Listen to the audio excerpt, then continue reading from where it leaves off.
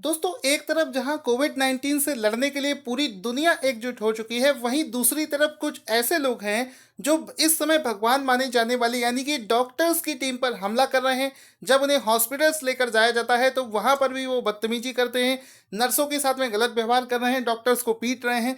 ऐसे लोगों को लाइन पर लाने के लिए अभी हाल ही में सरकार की तरफ से एक नया अध्यादेश जारी कर दिया गया है। अब ऐसे लोगों की बिल्कुल भी वॉट लगने वाली है।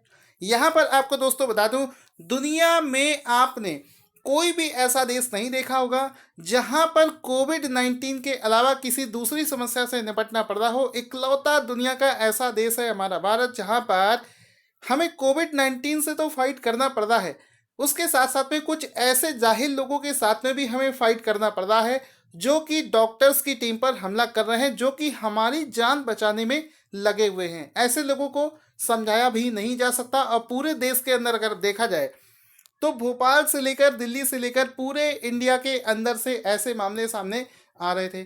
उस केस में सरकार के लिए ये चीज़ सबसे ज़्यादा जरूरी हो गई थी कि इन लोगों के लिए कुछ ना कुछ तो अध्यादेश लाना पड़ेगा। अब इसी के चलते हाल ही में भारत के इस समय के प्रकाश जावड़ेकर जी ने अभी एक प्रेस कॉन्फ्रेंस के माध्यम से ये चीज़ अनाउंस करी थी कि अब ऐसे लोगों को सजा का प्रावधान कर दिया गया है, जिसके अंतर्गत उन पर 5 साल तक का जेल हो सकता है, साथ ही साथ में 7 लाख रुपए तक का जुर्माना भी लगाया जाएगा। तो यहाँ पर हम लोग आज की इस वीडियो में जानेंगे कि किस प्रकार के केस पर कितना जुर्माना लगाया जाएगा। सबसे पहले हम लोग ये देख लेते हैं कि इस समय कोविड-19 का प्रकोप जिस प्रकार से दुनिया में चल रहा है, भारत के अंदर इसका प्रकोप कितना हो चुका है। इस समय यानी कि 22 तारीख को जब ये वीडियो बनाया जा रहा है, उस समय तक भारत के अंदर में जो कोविड-19 के पूरे केसेस हैं वो 20,000 से भी ज़्यादा पहुंच चुके हैं। इसमें एक विशेष प्रकार के लोगों का योगदान कुछ ज़्यादा ही है, जिसकी वजह से ये केसेस इतने ज़्यादा हो गए हैं। अदरवाइज अभी तक लॉकडाउन भी समाप्त हो चुका होता और हम लोगों ने इतने ज़्यादा केसेस नहीं हुए होंगे।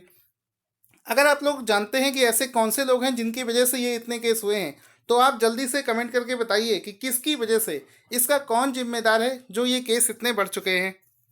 तो दोस्तों, अभी जो अनाउंसमेंट करे गए हैं उसके अनुसार अगर कोई भी व्यक्ति मेडिकल ऑफिसर्स पर, मेडिकल कर्मचारियों पर इसी प्रकार की घटना करता है, उसके साथ में हिंसा करता है, तो उस पर 6 महीने से लेकर 7 साल तक की सजा का प्रावधान है।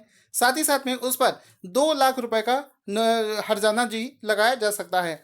अगर ये केस सीरियस है, केस की सीरियसनेस को देखते हुए ये जो सजा है, सीरियसनेस के केस में इस केस में जो वारंट है वो, उसको देखो, सजा जो है वो 5 साल तक, और साथ ही साथ में जो जुर्माना लगाया गया था जिसको 2 लाख रुपए था वो उसको बढ़ाकर 5 लाख रुपए कर दिया जाएगा। यहाँ पर खास बात यह है दोस्तों कि ये बिल्कुल ही गैर जमानती वारंट है। किसी भी प्रकार से इसमें जो व्यक्ति होगा उसको जमानत प्रदान नहीं करी जाएगी। साथ ही साथ में यहाँ पर खास बात यह है कि इसमें मात्र 30 दिन के अंदर में इसकी चार्जशीट तैयार होकर 1 साल के अंदर में इसका जो फैसला है वो भी सुना दिया जाएगा।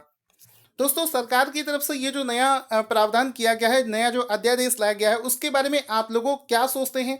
आप लोगों को ये प्रावधान कैसा लगा, या फिर इससे भी ज़्यादा सख्त नियम बनाए जाने चाहिए थे इन लोगों को सुधारने के लिए? आपको कैसा लगता है ये सब कुछ कमेंट करके बताइएगा। साथ ही साथ में एक आखिरी चीज़ और आपको बता देना चाहता हूँ, अगर कोई भी व्यक्ति या व्यक्ति समूह के द्वारा किसी भी डॉक्टर के नर्सिंग होम को या फिर किसी भी हॉस्पिटल को डिस्ट्रॉय किया जाता है, तो उस केस में जितना भी मार्केट वैल्यू होगा उस मार्केट वैल्यू से डबल रेट उससे वसूला जाएगा।